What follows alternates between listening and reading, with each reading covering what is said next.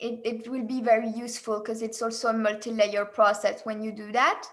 And even sometimes people liking your post or being apparently nice, you can feel that something is not genuine, and this will indicate that there's still a coding in vampirism happening. And you can also free yourself from that.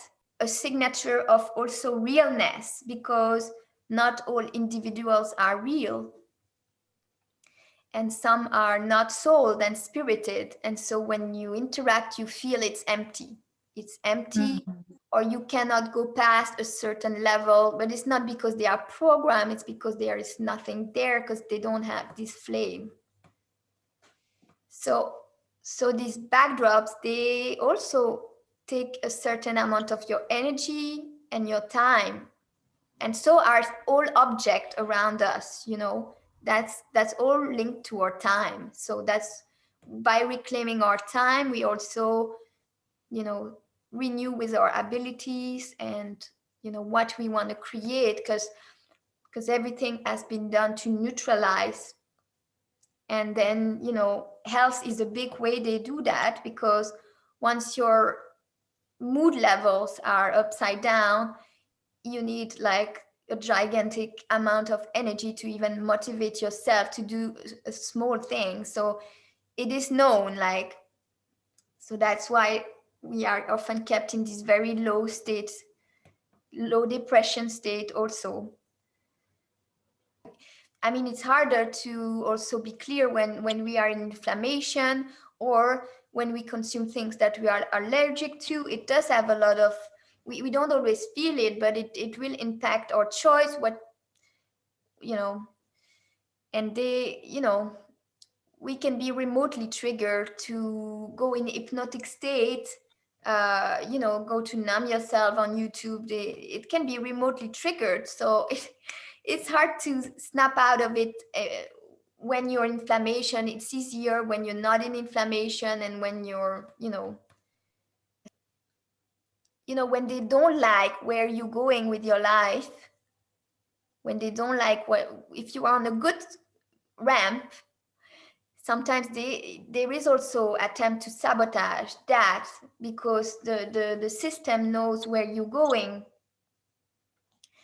with your progress, and maybe knows that, okay, in 1 month you will have put that into place.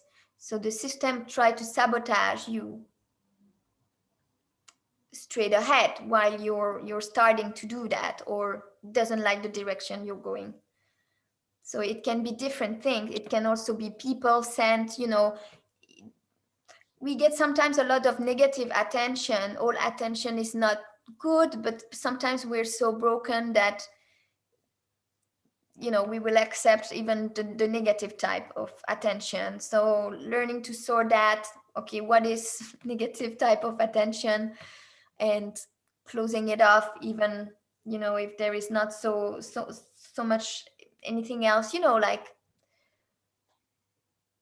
all of these details, all of these new people, all of these people reaching out, evaluating them, scanning their intention, and keeping only the one that are well-intentioned, respectful, in true communication with you.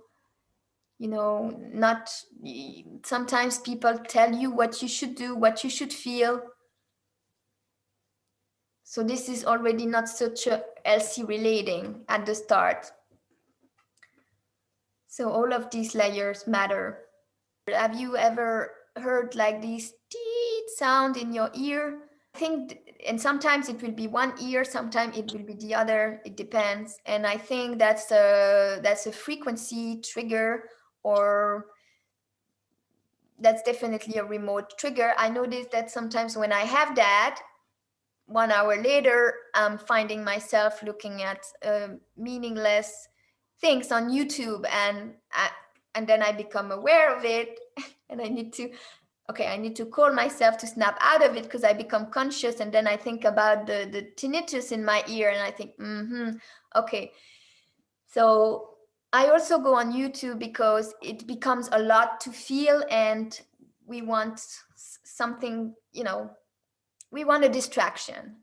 by trying to put into place new things, you're gonna experience a lot of different things and gain wisdom from that, even when it's not maybe going according to plan. There is a lot to discover in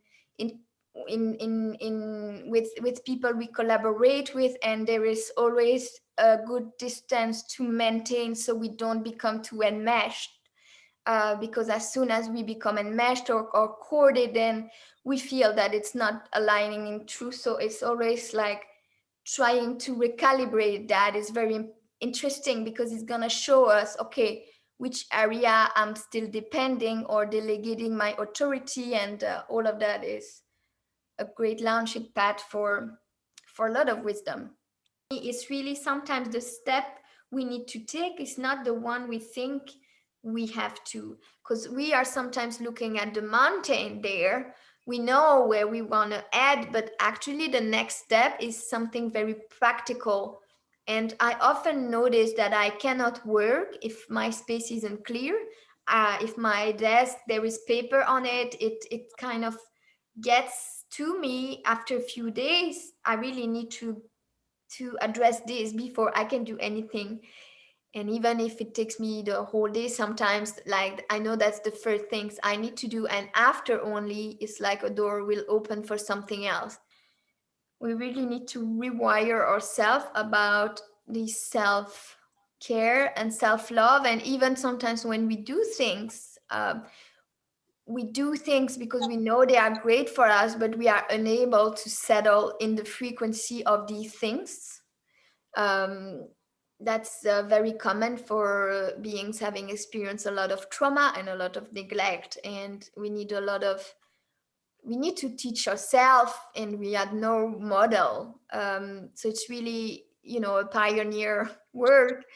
And it's really step after step, so it's really in the detail, because we're not going to learn everything overnight, but really in the detail we can see, and about the little step, the little action, the little gentle movement that we can have. And even if it's just 1 second at this moment of the day, and then later we have others, then all of that counts. And that's how I'm re-educating myself too.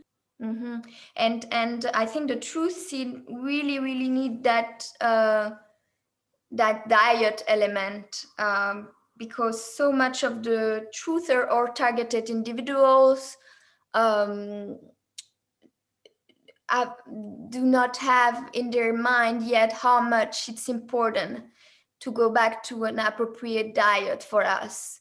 And very often it's the key element also that,